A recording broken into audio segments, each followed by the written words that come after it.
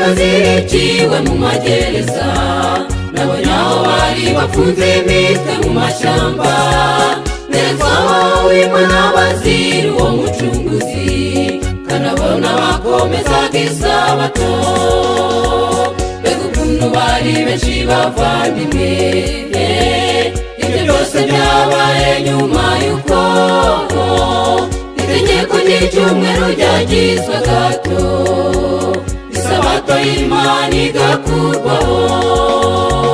Mbega ukuntu bari benshi bavandimwe, ibyo byose byabaye nyuma y'uko itegeko ry'icyumweru ryagizwe gato, isabato y'Imana igakurwaho.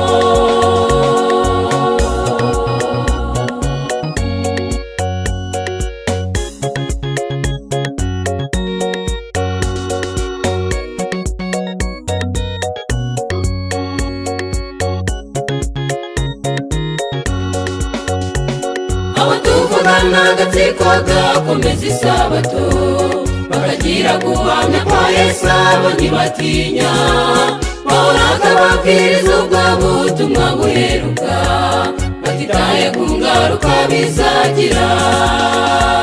Imbere y'abapapa barahamije, mu makiriziya ntibagotwaga, mu bategetsi b'isi hose havuzwe iryo jambo, muri rubanda hose barabyumvaga.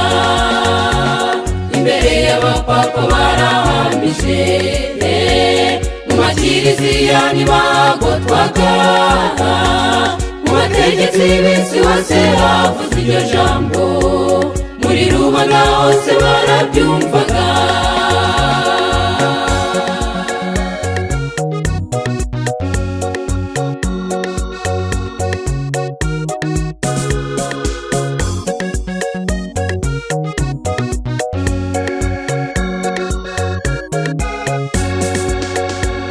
Nimuhagarare mukomere kandi mushikame, n'ubinama zigiye gutegeka igishushanyo, kigiye kumeka ngo cyicisha batayiramya, hari Magidoni igiye gutangira.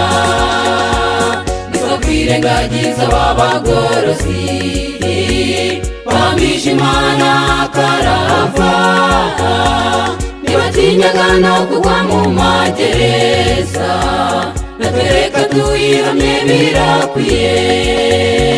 Ntitwakwirengagiza ab'abagorozi bamisha Imana karahava, ntibatinyaga no kugwa mu magereza, natwe reka tuyihamye birakwiye.